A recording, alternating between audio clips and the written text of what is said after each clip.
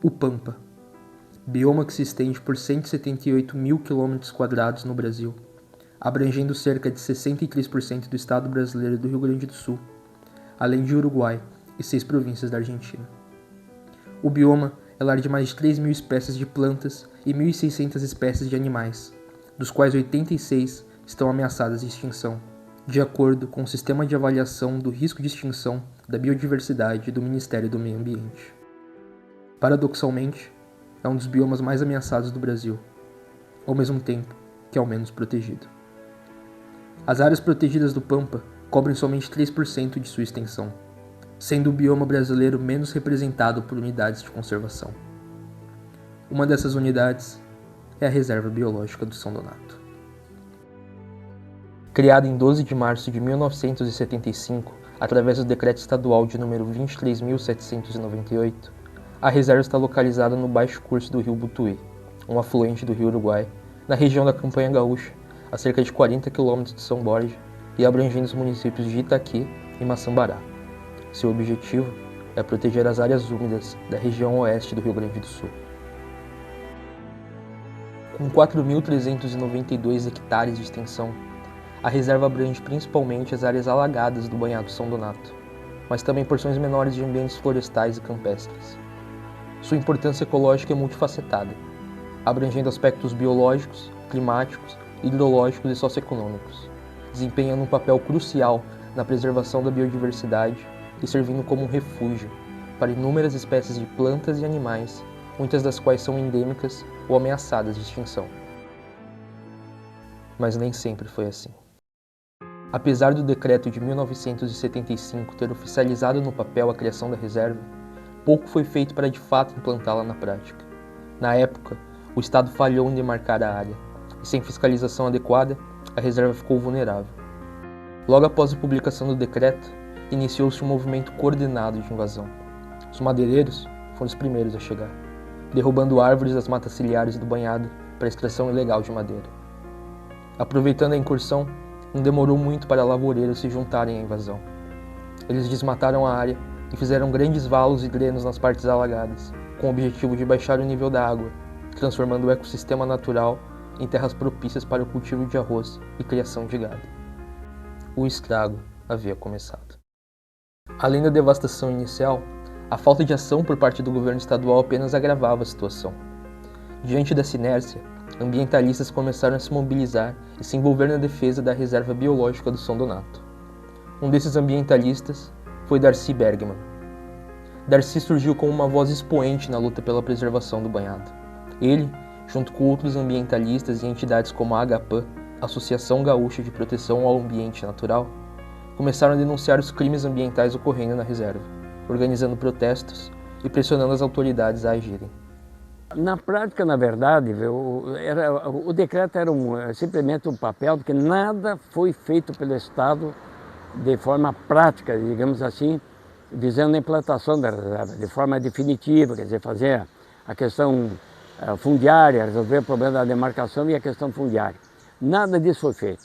E havia, inclusive, uma questão assim de que algumas terras poderiam ser terras devolutas, ou seja, se eram terras devolutas e o Estado criou a reserva, a Rebio, não caberia nem indenização, porque era uma terra devoluta. Sendo terra devoluta, seria do próprio Estado.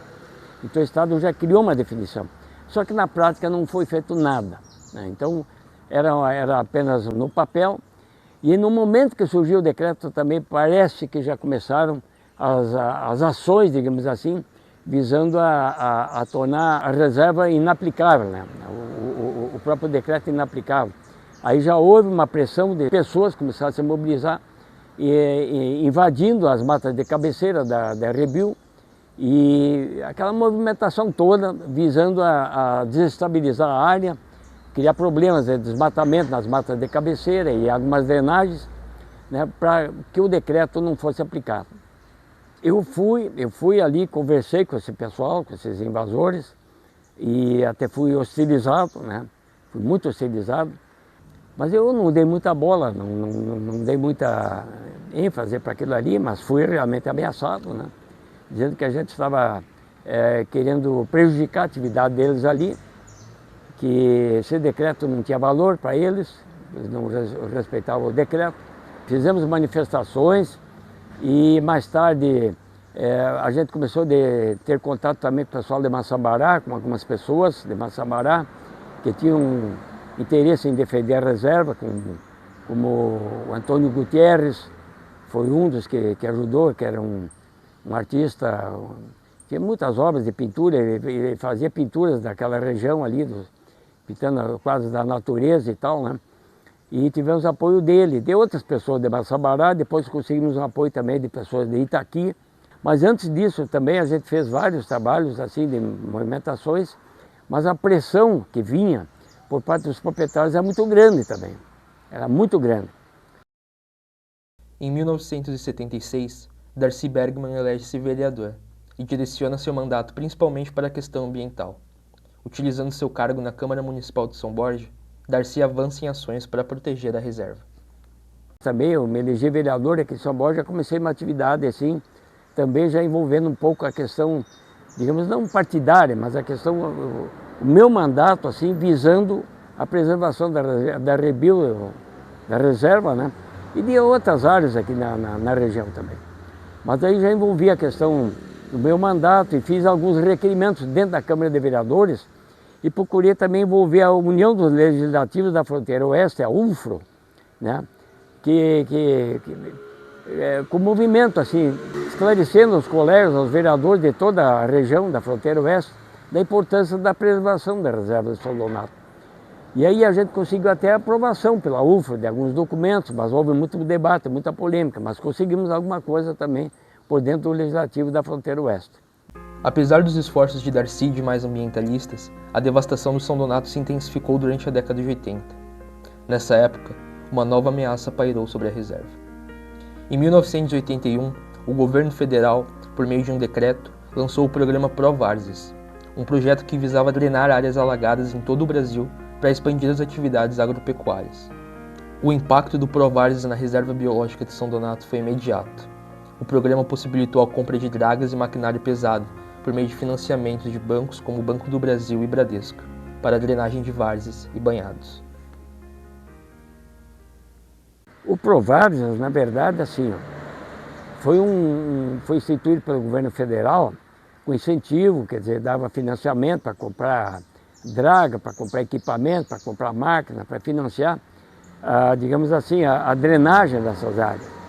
O Provarses, eu acho que foi uma coisa equivocada, né? Que o governo, na verdade, eles queriam aumentar a lavoura, principalmente a lavoura de arroz e a pecuária. Mas não olharam o lado ambiental, quer dizer, faltou aquela visão de meio ambiente daquilo ali. Quer dizer, hoje a gente sabe que esses banhados, essas áreas baixas, são importantes em qualquer país do mundo, são importantes.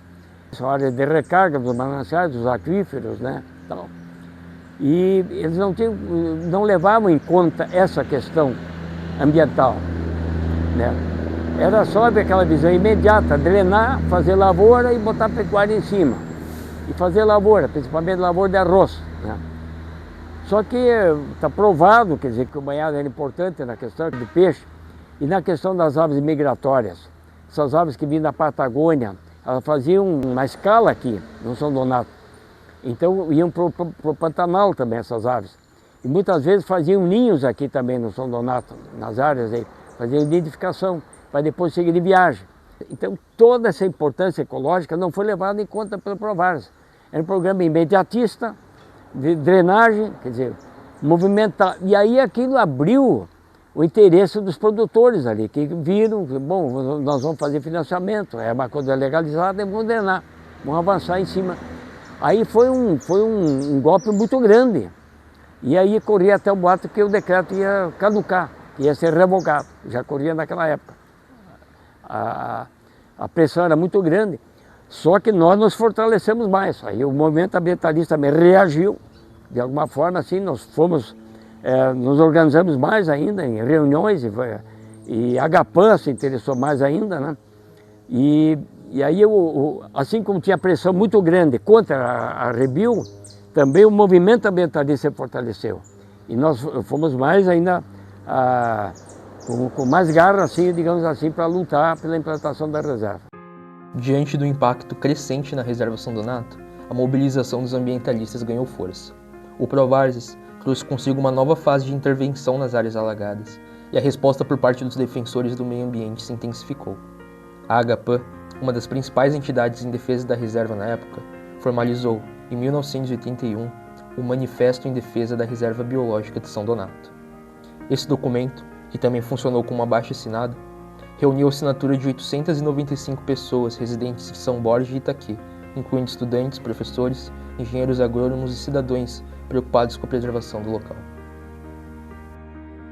Nos 6 anos que se seguiram ao manifesto, a luta pela preservação da reserva São Donato persistiu, mas os avanços foram lentos. A devastação da área continuava, mesmo com denúncias e a mobilização dos ambientalistas. Em 1987, diante da falta de ações concretas por parte do governo, a comunidade local se organizou ainda mais e criou a ASPAN, Associação São Borgense de Proteção ao Ambiente Natural, tendo sido Darcy Bergman eleito seu primeiro presidente. Seu objetivo era fortalecer a defesa da reserva, assim como outras áreas, principalmente em São Borja.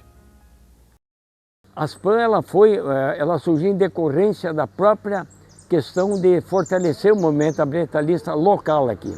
Eu já era sócio da Agapã, mas a gente achou que era necessário criar uma entidade local aqui, para encaminhar mais essa luta, para formalizar mais. Então, em 1987, nós criamos a ASPAN, Associação São Borgense de Proteção ao Ambiente Natural. E depois a própria ASPAN, ela foi, digamos assim, a guardiã pela criação da IPAN, que era a Associação Itaquiense de Proteção ao Ambiente Natural. Então nós achamos que poderíamos ter uma co-irmã lá em Itaqui. Então nós apoiamos o pessoal de Itaqui, ajudamos na criação da entidade lá em Itaqui também, que pegou o pessoal de Itaqui, de Maçambará, daquela região ali. Então tínhamos mais uma entidade que lutava lá em Itaqui também. Mas tudo surgiu em decorrência da criação da ASPAN. Então a ASPAN foi uma decorrência da criação uma motivação para lutar mais pela implantação da Rebelo São Donato. Com a intensificação da devastação, o envolvimento da ASPAN e da Agapã se tornou mais essencial. Juntas, essas organizações mobilizaram a comunidade local, buscando conscientizar sobre a importância da reserva e a urgência de sua proteção. Durante esse período, diversos protestos e ações educativas foram realizados. Além dessas ações, ambas organizações foram atrás da imprensa. Veículos como o Correio do Povo e Zero Hora publicaram diversas matérias sobre a situação da reserva, contribuindo para uma pressão ainda maior sobre as autoridades e conscientizando a população sobre a urgência da proteção do São Donato. A nossa atitude foi assim, de levar o conhecimento das autoridades, né? E a mobilização das comunidades, porque as pessoas não tinham ideia da importância da reserva, aí que era o grande problema. Eles achavam assim, que era uma área de banhado. E o banhado, para muitas pessoas na época, era uma área que não tinha uma utilidade maior, não tinha uma importância maior. De que a própria população, ela não tinha conhecimento da importância de um tipo de um ecossistema assim, né? E aí nós começamos a fazer palestras em escola também, levar para as escolas essa questão, essa preocupação, e envolver clubes de serviço, como o Rotary Clube também, nós tentamos envolver. Fizemos muitas manifestações em escolas aqui dentro de São Borja também. Fiz palestras lá em Maçambará também, fui para Itaqui, fiz algumas palestras lá também. Então essa movimentação foi muito grande para levar ao conhecimento da comunidade da importância de manter a Rebelo São Donato. Ela é uma área de recarga nos mananciais, né? A água vai infiltrando, ela fica ali, vai infiltrando, vai recarregando os mananciais de água. E além da questão da pesca, né? Ela é muito importante porque o peixe de água de correnteza, por exemplo, como o dourado, ele vai e faz a desova nas águas mansas, águas paradas. Então ele entrava pelo rio Butuí, e do rio Butuí ele entrava dentro da área do São Donato, quando enchia um pouquinho mais com as enchentes. Então fazia a desova, depois esses peixes voltam para o rio. Então isso sustenta uma cadeia toda de pescadores, né? São centenas, são milhares de pescadores na região, Itaqui, São Borja e outros municípios da região, que vivem da pesca também, né? Então essas áreas são importantes. E isso a gente levava esse conhecimento através das palestras que a gente fez em escolas e no setor da comunidade. Em 1992, a Agapã, acompanhado por Darcy Bergman e outros ambientalistas, buscou uma audiência na Assembleia Legislativa do Estado do Rio Grande do Sul. O objetivo era discutir a situação da reserva biológica do São Donato e as ameaças que enfrentava. Entretanto, a reunião revelou-se frustrante. A reunião na Assembleia Legislativa do Estado foi uma ideia que surgiu dentro da Agapan, tentar explicar para os deputados da importância da Rebelo São Donato e de outras áreas, mas principalmente com relação ao Rebelo São Donato. Então foram convidados também os órgãos do Estado, né? Os órgãos estaduais, foram convidados também, claro, os partidos políticos, os deputados, e também os proprietários, que eram contra a reserva, para haver esse debate e essa reunião lá em Porto Alegre. Então nós teríamos a possibilidade de confrontar essa pressão que esses proprietários estavam fazendo contra a Rebelo e nós apresentarmos a nossa argumentação. E que seria mostrado aos deputados da importância dela, como na questão ambiental, na questão, digamos, social também, porque a reserva é importante para melhorar a questão dos peixes no Rio Uruguai, e que centenas de pescadores dependiam também de um rio mais piscoso e dessas áreas de banhado, onde os peixes depois voltavam, nidificavam ali e depois voltavam, né? Faziam a desova, então voltavam para o Rio Uruguai. Agora, o que aconteceu? Houve um boicote, nem os órgãos do Estado apareceram, né? E nem os proprietários, os caras que estavam fazendo a devastação da reserva, apareceram, né? A prefeitura de Itaqui foi convidada, a prefeitura de Massabará foi convidada e não apareceram, boicotaram. Aí eu fui lá, praticamente foi só o pessoal da Agapan e eu, né, que ia ser um dos palestrantes ali, pela Agapan também, apareceram lá e os demais não apareceram para esse debate. Após o fracasso da reunião, um clima de pessimismo tomou conta no meio ambientalista. Diante da inoperância do Estado em proteger a reserva, surgiu o consenso de que era apenas questão de tempo até a área do São Donato ser completamente descaracterizada, principalmente devido à devastação nas áreas das matas ciliares do banhado. Ao mesmo tempo, boatos de que o decreto que criou a reserva seria revogado começaram a surgir, fruto da imensa pressão política daqueles que viam a reserva como um mero empecilho para a expansão de lavouras e arroz. Diante da possibilidade iminente do fim derradeiro da reserva, Darcy apelou para um último recurso. Em 1997, a ASPAN entrou com uma ação judicial contra o Estado do Rio Grande do Sul, através da comarca de Itaqui, exigindo que o Estado cumpra o decreto original que criou a reserva, demarque sua terra, faça a regularização fundiária do local e recupere o banhado. Então nós chegamos à conclusão que a única alternativa ainda viável era entrar com uma ação contra o Estado do Rio Grande do Sul. Ou seja, a ASPAN entrou na comarca de Itaqui e entramos então com uma ação contra o Estado do Rio Grande do Sul, não era contra o governo, contra o Estado do Rio Grande do Sul, exigindo a implantação da reserva e juntamos toda aquela documentação, aqueles abaixinados, aquelas manifestações que saíram na imprensa, tudo, né? Juntamos, foi um processo muito grande, quer dizer. E aí, através do advogado Gastão Ponce, né, que ele era associado da ASPAN, nós entramos então com essa ação na comarca de Itaqui. Para grata surpresa nossa, a juíza lá na comarca de Itaqui, a doutora Rosmarie Girardi, exarou uma sentença condenando o Estado do Rio Grande do Sul à implantação efetiva da reserva, inclusive com a demarcação de áreas e a questão fundiária, tudo tem que ser levado em conta. Quer dizer, o Estado do Rio Grande do Sul então foi condenado a implantar definitivamente a reserva. Bom, para nossa surpresa, o Estado recorreu da sentença. Bom, aí nós fomos informados que o Estado tinha recorrido. Aí houve aquele clima de incerteza, quer dizer, o que vai acontecer agora? Mas nós tínhamos certeza que o material que nós acostamos no processo foi muito volumoso, muito bem elaborado, quer dizer, eu acho que aquilo pesou muito na cabeça, digamos assim, da juíza, para ver que aquilo ali era uma coisa importantíssima, a implantação da reserva. Mas para a grata surpresa nossa, mais uma surpresa favorável para nós, foi que o Tribunal de Justiça do Rio Grande do Sul manteve a sentença da juíza por unanimidade. Bom, como foi por unanimidade a sentença, o Estado não podia mais recorrer. Não houve um voto desfavorável. Aquilo foi uma grata surpresa, quer dizer, aí para nós aí foi uma alegria muito grande, quer dizer.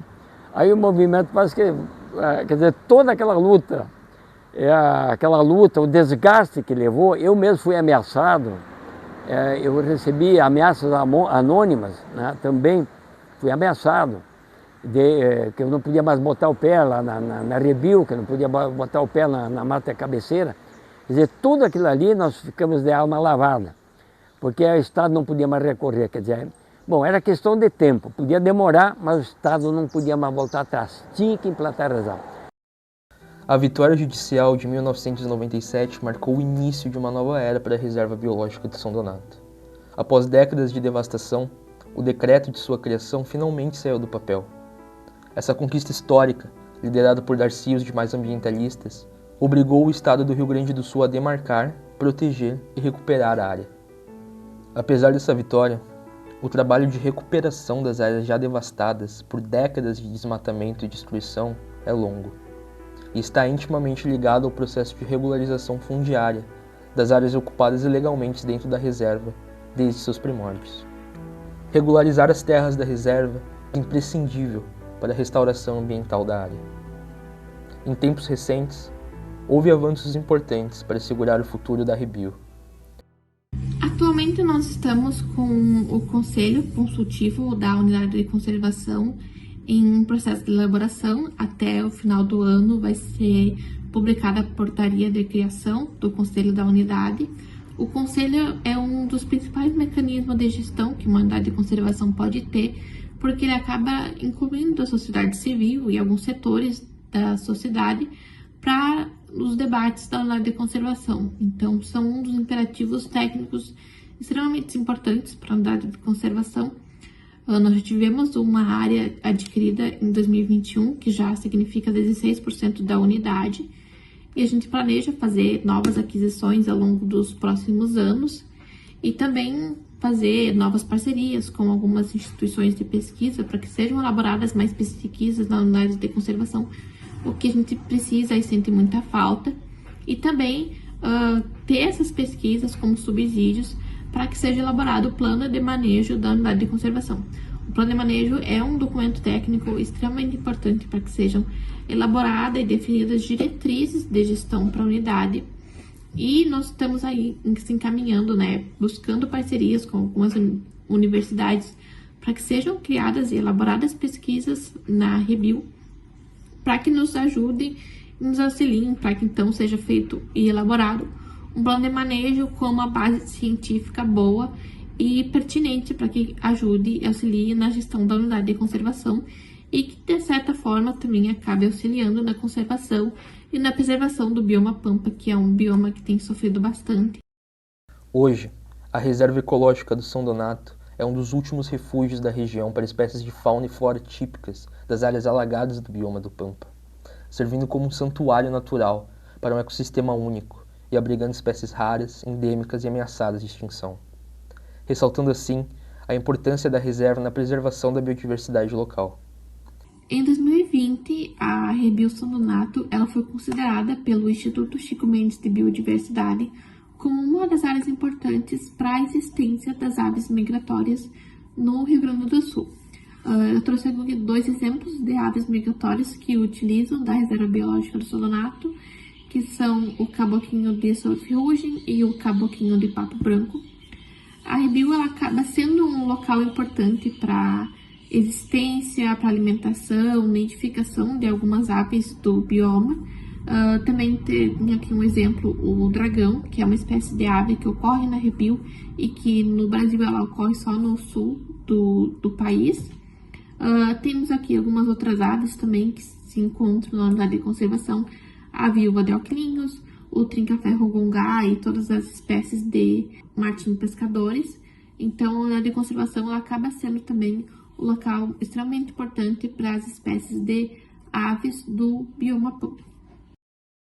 Assim, a Reserva Biológica do São Donato resiste, um símbolo de luta e esperança no coração do bioma do Pampa. Seu passado, de desafios e destruição, nos lembra da fragilidade de nossos ecossistemas. Seu presente nos inspira a agir. Seu futuro, embora incerto, ressalta a necessidade de um compromisso coletivo para garantir que esse santuário continue protegendo as espécies que dele dependem. Ao preservar o São Donato, preservamos a nossa história, nossa biodiversidade e a conexão profunda que existe entre a humanidade e a natureza. Que esta reserva permaneça, não apenas como um santuário, mas como um lembrete e testemunha viva da resiliência e do poder da união em defesa do que é mais sagrado, a própria vida.